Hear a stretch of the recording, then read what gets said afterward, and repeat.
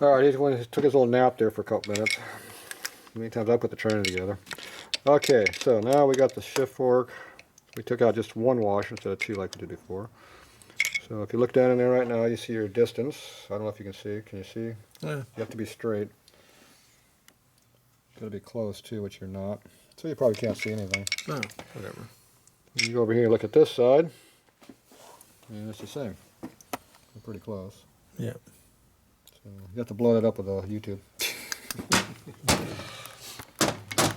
Alright, so now we got that part handled. Get the bushings off. Okay, we put the official torque on it now. Tape to a torque. And we tighten up these locks. Where my pliers run off too. So I'm going to tighten down these two forward ones on both sides.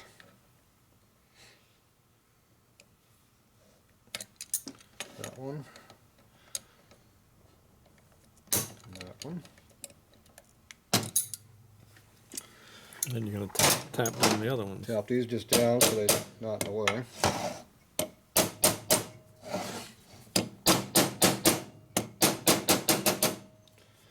Okay. Yeah. Now, Alright, now over here, very important, this shaft has a groove in it right here. oh, look at that. And it's got a screw with The a screw has a little tab that goes in there. Now if you drop it inside that tray, it'd be more of a problem getting it out. Okay, so you gotta make sure when you put this screw in that hole, it goes into that little groove. So you gotta make sure you put the right spot. So, if you want to, you can take it and eyeball it. and Or mark handy it. dandy felt tip pin that I didn't use before, but you can use it if you want. And you mark that sucker. Now you know where straight up and down is. All right. Alright, where's my goop?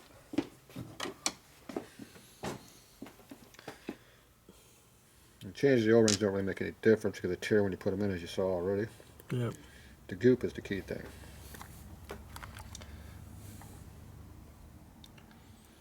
Now as you goop back at least a 1/4 inch past where the O-ring is.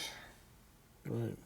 Then when you you shove it through the case there, It pushes everything back. it's sealing it as it goes. Right. Alright.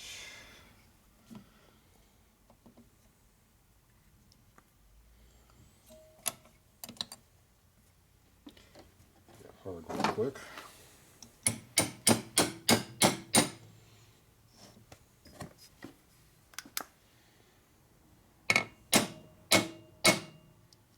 I'm looking at the groove on my side. Gotta be close. It is close.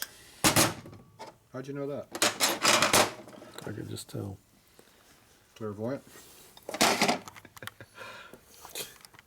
Okay, now I put a nice good smear layer all the way around that thing.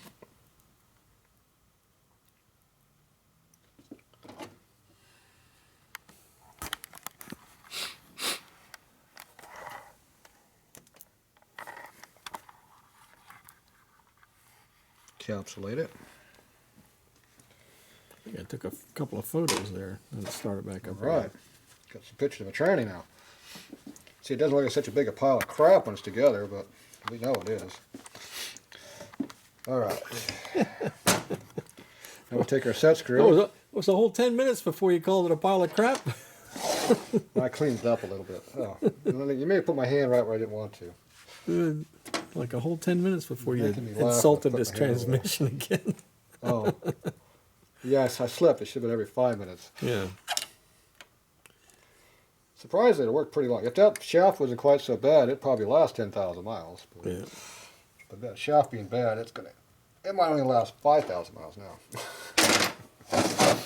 You definitely want to be using straight 140, 150 weight oil in here, not any of that 80 or 90 weight crap, or 85, 120. No, 150. Just straight thick. Yeah, as thick as you can get A it. little bit of sawdust, stuff like that. I'm would about to help say too. sawdust to keep everything down. You know, bananas, it was. Bananas? Bananas, That Cutting just lasts. shit, That you just know. lasts for like. wood pulp. All that stuff you throw in there just kind of makes it thicker and plugs up the holes. It actually does work, but I don't recommend it, but Uh, okay. So that's all on there. Yep.